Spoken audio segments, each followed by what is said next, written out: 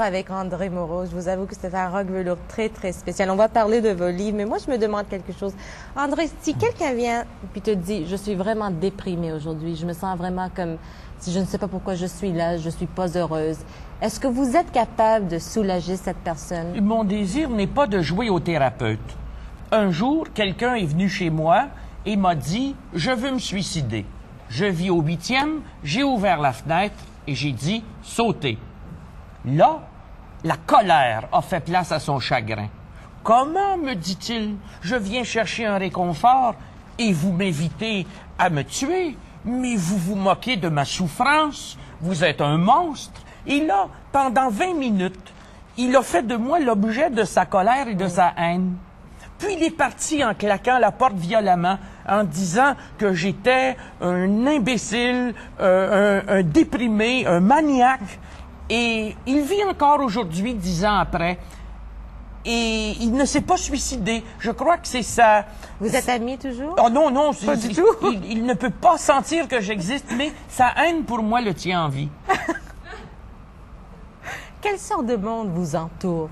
Vous aimez sortir avec quelle sorte de personnes? Des femmes, d'abord et avant tout. Bon goût, cet homme-là. Parce que les femmes, elles se permettent tout. Mais avez-vous vu comment elles s'habillent? Avez-vous vu ce qu'elles sentent, ces parfums qui titillent nos narines? Qu'est-ce que vous voyez quand vous regardez une femme? Oh, c'est comme des déesses pour moi. Je me laisse imprégner par leur beauté affolante. Je me laisse stimuler par leur parfum. J'aime toucher à leur peau. Les femmes m'excitent. Et comme philosophe, je renonce à mon attitude rationnelle devant elles et je me laisse inspirer. Sans les femmes, je n'aurais pas pu écrire comme j'ai écrit. Est-ce que vous trouvez de la beauté dans toutes les femmes, dans toutes sortes de femmes? Non. Il y en a qui sont à éviter à tout prix. Comme les cas pathologiques, les personnes en crise, les dépressives, anonymes ou non. Mais non, je parle des beaux êtres qui sont en pleine explosion, qui sont féeriques. La nuit, parfois, je reviens d'une activité, je prends près de moi une de mes compagnes et je dis « Allons, on s'en va au restaurant Le Luxe. » Et là, dans une atmosphère très particulière, on mange des merguez, on épluche des revues, on regarde le panorama du monde et on éprouve un merveilleux contentement. Est-ce que la beauté physique est aussi importante pour vous que la beauté de l'âme? Je vais vous dire ceci. Je ne suis pas un dualiste. Donc, pour moi, il n'y a pas une telle chose que le corps et l'âme. Pour moi, il y a un rêve qui peut s'actualiser et devenir une réalité. Beaucoup de gens sont des rêveurs, en fait, des dormants. Mais au moment où ils actualisent leur réalité par leur conscience, ils deviennent « je suis ». Alors, ils sont comme un de ces beaux vases antiques qui s'éclairent de l'intérieur et s'animent d'une flamme vivante. Je peux vous assurer qu'en me promenant sur les trottoirs de la ville, je peux reconnaître quelqu'un qui est allumé à la flamme qu'il y a dans son regard. C'est à partir de ce dialogue avec des gens éveillés que je nourris mon œuvre. Vous avez ici les 2 tomes du journal d'un démiurge et en particulier le tome 2 qui s'intitule « Le bordel métaphysique ». C'est un petit peu l'histoire de la naissance de mon œuvre.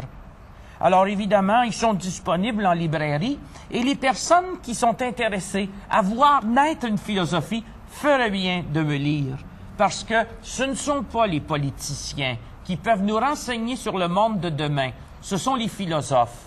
Par leur capacité de vision, par leur capacité d'écouter la femme, peu à peu, ils minent le terrain des certitudes anciennes et établissent la base d'un univers nouveau.